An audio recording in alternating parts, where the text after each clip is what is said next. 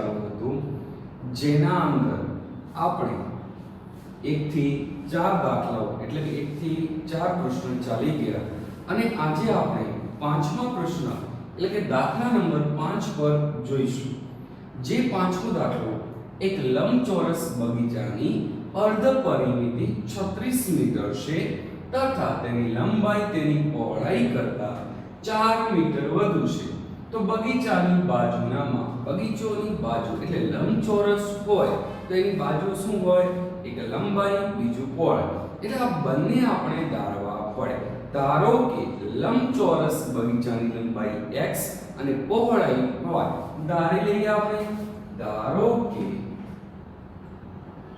લંબચોરસ બગીચાની લંબાઈ x અને લંબચોરસ બગીચાની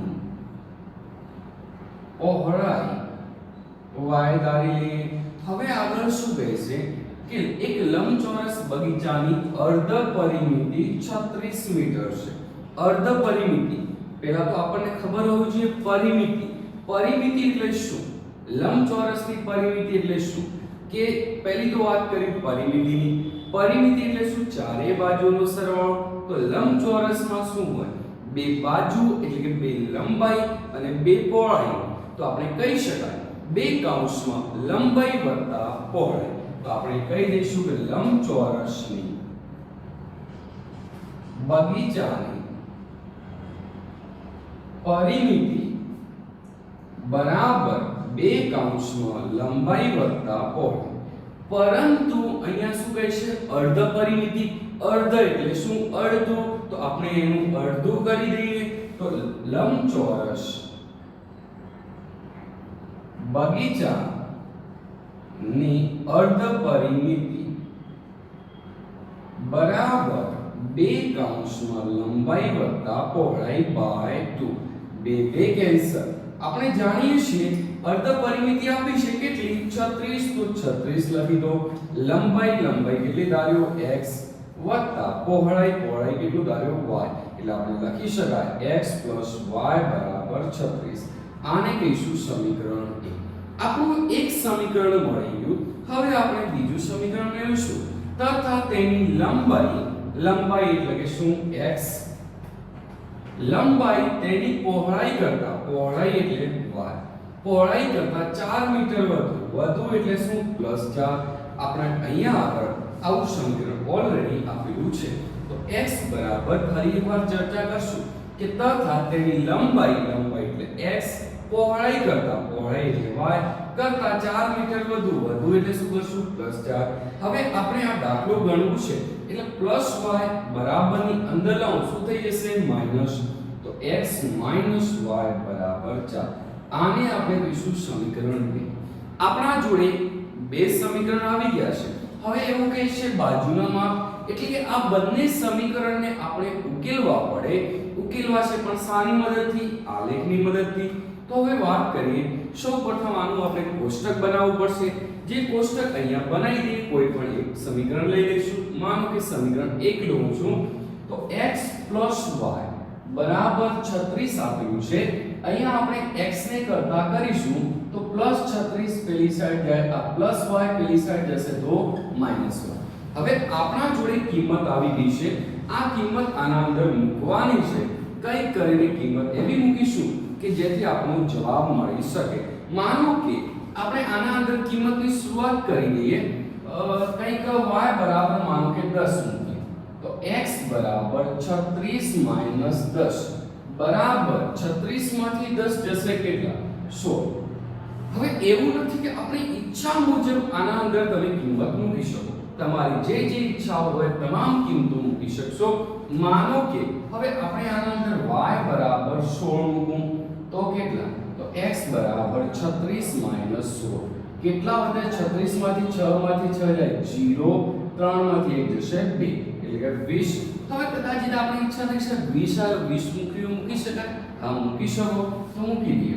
y બરાબર 20, x બરાબર 36 - 20 એટલે કે 36 માંથી 20 જશે કેટલા? તો આપણે અહીંયા લખી દઈશું 16. હવે આપણે આગળ ચર્ચા કરીશું આનું કોષ્ટક બનાવી દઈએ x અને બીજું y.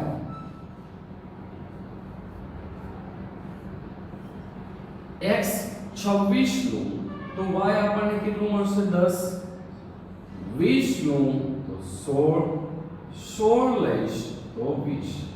આપણને કંઈક આ પ્રકારનું મળ્યું છે. હવે આપણે બીજા સમીકરણ ઓલરેડી કરતા કરેલું આપ્યું છે તો એ લઈ લઈએ.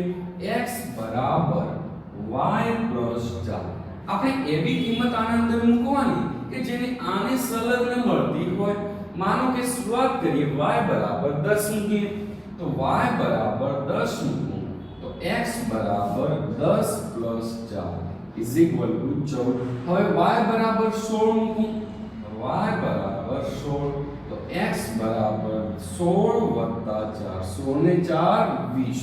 હવે y બરાબર માનો કે 20 મૂકીએ y બરાબર 20 તો x બરાબર 20 વત્તા 4 24. આનું પણ આપણે કોષ્ટક બનાવી દઈશું તો x y.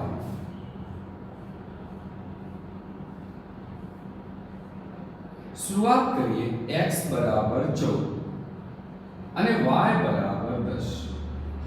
x બરાબર 20 y બરાબર 16 x બરાબર 24 y બરાબર 20. આવું આપણે કોષ્ટક બનાવી દીધું.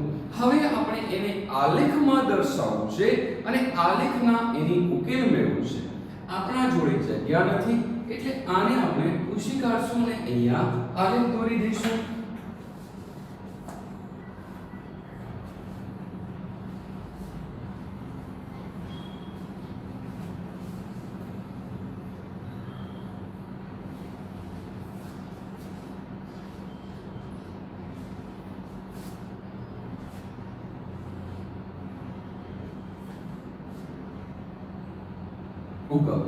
હવે શરૂઆત ચેક કરીશું.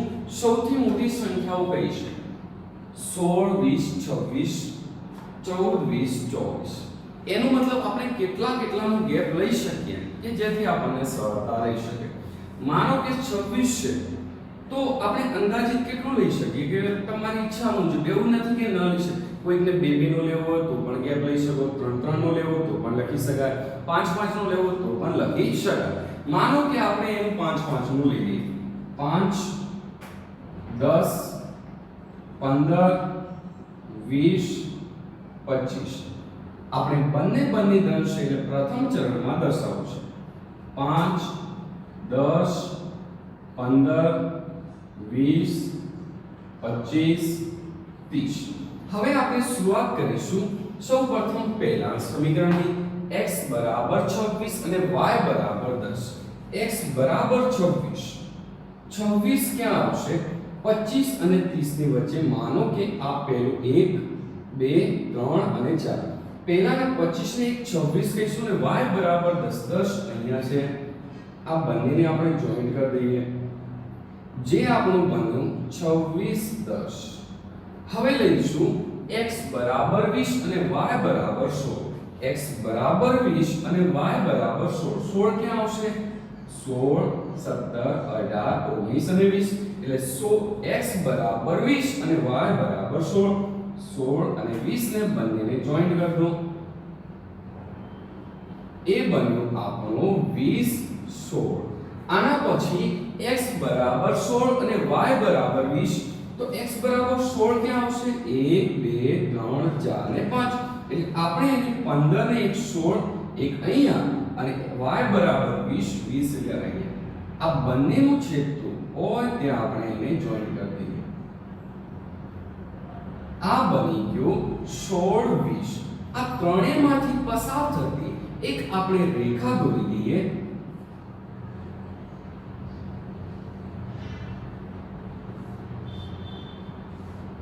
હવે બીજા સમીકરણની રેખા દોરશું. x બરાબર 14 y બરાબર 10. x બરાબર 14 11 12 13 અને 14. x બરાબર 14 અને y બરાબર 10. એટલે આ બંનેને જોઈન્ટ કરતો આપણે લઈએ જે બનશે આપણો 14 10. અને x બરાબર 20 y બરાબર 16.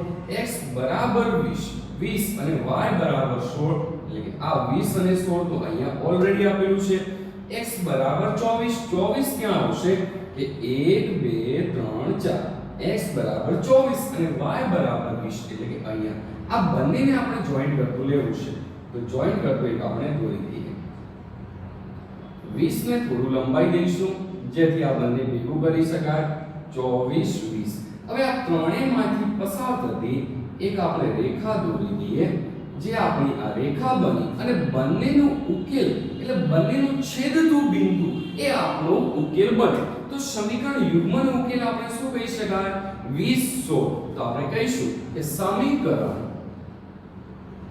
યુગ્મનો ઉકેલ 20 16 20 એટલે x બરાબર આપણે શું ધાર્યું હતું લંબચોરસની લંબાઈ તો લખી શકાય લંબચોરસની લંબાઈ બરાબર 20 આને કહીશું પહોળાઈ બરાબર 16 જે આપણો જવાબ બનશે અને આ દાખલો આપણો પૂરું થશે આપણે નવા દાખલા પર જઈએ દાખલા નંબર 6 સુરેખ સમીકરણ 2x 3y 8 બરાબર 0 આપેલ છે એવું બીજું દ્વિચલ સુરેખ સમીકરણ લખો કે જેથી બનતી જોડીનું ભૌમિતિક નિરૂપણ નીચે પ્રમાણે હોય આપણા જોડે એક ઓલરેડી સમીકરણ આપી દીધું છે હવે આપણે એક બીજું સમીકરણ બનાવવાનું છે જે આ શરતોને આધીન આપણે બનાવવાનું છે કે કેવું બનાવીશું પહેલી વાત કરો કે છેદતી રેખાઓ ક્યારે હોઈ શકે કે બંને ભિન્ન રેખાઓ હોય એનો મતલબ કે બંને અલગ હોય ત્યારે હોઈ શકે તો એના માટેની શરત શું છેદતી માટેની કે a1/a2 not is equal to b1/b2 તો આપણે એવું ધારવાનું કે આના કરતા કંઈક આપણને અલગ મળતું હોય માનો કે આપણે ધારી લઈએ કે એક સમીકરણ 2x 3y 8 બરાબર 0 છે તો બીજું સમીકરણ બનશે 3x 5y 6 બરાબર 0 આને કહીશું સમીકરણ 2 હવે વાત કરીએ સમાંતર રેખાઓ કેવી હોય એકબીજાને સમાન પરંતુ a1/a2 સમાન b1/b2 સમાન પરંતુ c1/c2 સમાન હોય નહીં તો આપણે કહી દઈએ આની માટેની પણ શરત a1/a2 b1/b2 not is equal to c1/c2 જેને આપણે સમાંતર રેખાઓ કહેવાય તો આના ઉપરથી કહી શકાય કે જે આપણો a1/a2 અને b1/b2 કેવા હશે સમાન પરંતુ c1/c2 સમાન હશે નહીં તો આપણે એવી રેખા કહીએ તો 2x તો સમાન કેવું પડશે કારણ કે a પહેલું સમાન હશે બીજું પણ સમાન 3y પરંતુ c1 અને c2 સમાન હશે નહીં 8 છે તો આપણે અલગ ધારી લઈએ 8 છે કોઈ પણ તમારી ઈચ્છા મુજબ ધારી શકો આપણે એની જગ્યાએ 4 ધારી લઈશું આને કહીશું સમીકરણ 2 જે આપણી સમાંતર રેખા બની ગઈ હવે વાત કરશું સંપાતી રેખાઓ કેવી હોય એક રેખા પર બીજી રેખા સંપાત થતી હોય એનો મતલબ કેવું કે બંને રેખાઓ સમાન હોય તો એના માટેની શરત શું હતી તો શરતની ચર્ચા કરશું a1/a2 b1/b2 c1/c2 એનો મતલબ કે આપણે એક એવી રેખા લેવાની કે જેને આને સમાન હોય તમે એવું પણ લખી શકો આ બેઠી રેખા લખવી હોય તો પણ લખી શકાય કેમ કે એકબીજાને એ રેખા કેવી હશે સમાન માનો કે ઘણાને એવો પ્રશ્ન થાય સાહેબ હું આને કોઈ સંખ્યા વડે ગુણીને મૂકી શકું હા બેશક મૂકી શકો છો માનો કે આપણા જોડે આ રેખા આપી છે 2x 3y 8 બરાબર 0 આને આ સમીકરણ 1 છે અને આપણે સમીકરણ બીજું લાવવું છે તો આને 2 વડે ગુણી લો કોઈ પણ સંખ્યા વડે ગુણો પણ આખા સમીકરણને ગુણવું છે તો 2 વડે ગુણો 2 દુ 4 3 દુ 6 8 દુ 16 આને કહીશું સમીકરણ 2 જે આપણું આ જવાબ બનશે આ દાખલો પણ પૂરો થાય છે હવે આપણે આ સ્વાધ્યાયનું લાસ્ટ દાખલા પર જઈશું જે દાખલો કંઈક આ પ્રકારનો છે કે સમીકરણ x - y + 1 બરાબર 0 અને 3x + 2y - 12 બરાબર 0 દ્વારા દર્શાવાતી રેખાઓ અને x અક્ષ દ્વારા રચાયેલ ત્રિકોણના શિરોબિંદુના યામ દર્શાવો અને બનતા ત્રિકોણને પ્રદેશને છાયાંકિત કરો. એનો મતલબ આપણે એક આના પરથી આ બે રેખાઓ પરથી આલેખ દોરવાનો છે. આલેખ દોર્યા પછી x અક્ષ દ્વારા રચાતો એક આપણે ત્રિકોણ બનાવવાનું છે અને એને આપણે છાયાંકિત કરીશું. તો સૌપ્રથમ આપણે તો કોષ્ટક તો બનાવવું જ પડશે.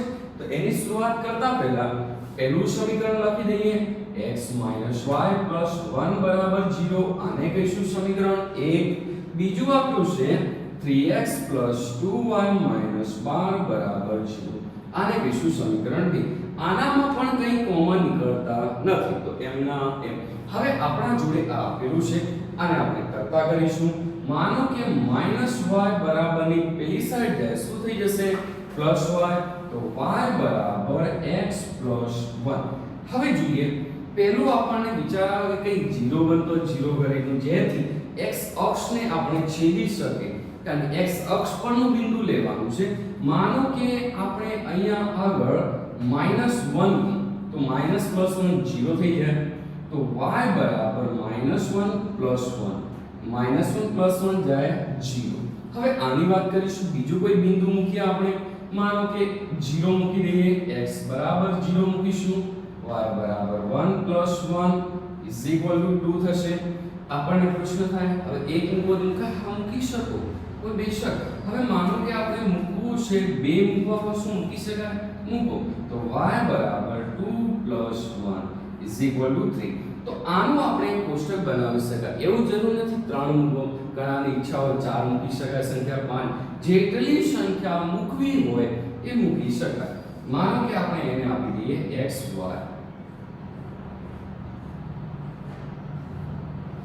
x બરાબર -1 y બરાબર 0 x બરાબર 0 y બરાબર 2 x બરાબર 2 y બરાબર 3. આપણા જોડે આ કોષ્ટક બની ગયું. હવે આની વાત કરીએ 3x + 2y - 12 = 0. આ માઈનસ આપણે અહીંયા આગળ પણ કરતા શું કર્યું y તો ઓબ્વિયસલી અહીંયા પણ શું કરવાનું y કરવાનું જેથી બંને સમાન કિંમતો મળી શકે. આપણે અહીંયા y ને કરતા કરીશું તો -12 પેલી સાઈડ જશે શું થશે +12 +3x પેલી સાઈડ જશે -3x બે ગુણાકાર પેલી સાઈડ જાય ભાગાકાર 12 - 3x / 2. હવે આપણે આ કોષ્ટક બનાવવું છે તો એ જ કિંમત મૂકીએ કે જેથી આપણને સરળતા રહી શકે. માનો કે આપણે x બરાબર -1 મૂકું તો માઈનસ માઈનસ થઈ જાય પ્લસ 12 ને 3 15 15 ભાગ્યા 2 તો કરી શકાય નહીં એટલે માઈનસ તો મૂકી શકાય નહીં. માનો કે 0 મૂકું તો x ની જગ્યાએ 0 મૂકું તો 0 સાથે કંઈ પણ ગુણાય 0 થઈ જશે 12 ભાગ્યા 2 એટલે 6. હા એ મૂકી શકીએ. માનો કે x બરાબર 0 મૂકીશું તો y બરાબર 12 માઈનસ 0 સાથે કંઈ પણ ગુણાય 0 ભાગ્યા 2 12 માંથી 0 જશે 12 ભાગ્યા 2 6 દુ 12 કેટલા વધશે 6. હવે બીજો વિચારી 2 મૂકીએ તો 2 મૂકીશું 3 દુ 6 12 માંથી 6 જાય 6 ભાગ્યા 2 એટલે કે 3 તો મૂકી દઈએ x બરાબર 2 y બરાબર 12 3 દુ 6 ભાગ્યા 2 12 માંથી 6 જાય 6 2 તરી 6 3. હવે આપણો વિચાર આવે હવે કઈ મૂકી શકાય 3 ચેક કરીએ 3 તરી 9 12 માંથી 9 જશે એટલે કે 3/2 એ પણ લખી શકાય નહીં. તો હવે એવી કઈ સંખ્યા મૂકીએ કે જેથી આવું કંઈક મળી શકે. તો આપણે વિચારે 4 મૂકીએ તો 4 તરી 12 ને 12 માંથી 2 જાય 0 એ મૂકી શકાય. તો x બરાબર 4 મૂકીશું તો y બરાબર 12 માઈનસ 4 તરી 12 ભાગ્યા 2 0 ભાગ્યા 2 0. હવે આનું આપણે એક કોષ્ટક બનાવી દઈએ તો x અને y.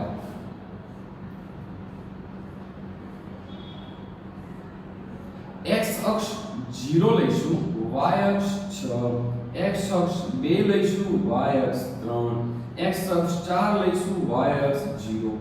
આપણા જોડે આ કોષ્ટક બની ગયું. હવે આપણે આલેખ દોરવું છે. આલેખ દોરવા માટે આ કોષ્ટકને અહીંયા દોરી દઈએ જેથી આપણને સરળતા રહી શકે. x y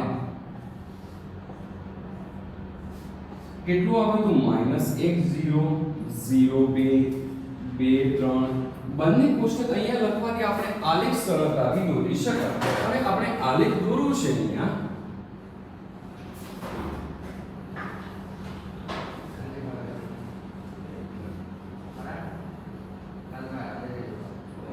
હવે આપણે પહેલું તો જોઈશું x અક્ષ પર સૌથી મોટી સંખ્યા 4 અને માઈનસ પણ છે, y અક્ષ પર સૌથી મોટી સંખ્યા 6. તો આપણે એવું ગ્રાફ દોરીશું જેના અંદર પ્લસ અને માઈનસ બંને સંખ્યા આવી શકે. અહીંયા 0 લઈશું, -1 -2 1 2 3 4 5 6 7 8. ઉપર લઈશું 1 2 3 4 5 6 7 અને 8. અહીંયા લઈશું -1 -2. હવે પહેલું દર્શાવશું x અક્ષ પર 0 અને y અક્ષ પર 6. x અક્ષ પર 0 અને y અક્ષ પર 6 એટલે પહેલું બિંદુ મળશે 0 6. પછી x અક્ષ પર 2 અને y અક્ષ પર 3. x અક્ષ પર 2 અને y અક્ષ પર 3 એટલે કે અહીંયા આવતું બિંદુ આપણે લઈ લઈશું જે બિંદુ 2 3 થશે. x અક્ષ પર 4 અને y અક્ષ પર 0. x અક્ષ પર 4 અને y અક્ષ પર 0 એટલે કે આ બિંદુ થશે 4. હવે આનામાંથી પસાર થતી એક રેખા દોરી દઈએ.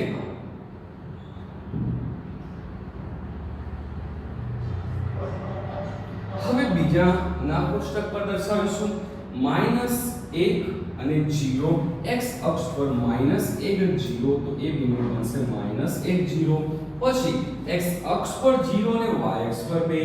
x અક્ષ પર 0 અને y અક્ષ પર 2 એટલે કે અહીંયા આગળ એ બિંદુ બનશે 0 2. હવે આગળ દોરીશું x અક્ષ પર 2 અને y અક્ષ પર 3 જે ઓલરેડી આપેલું છે.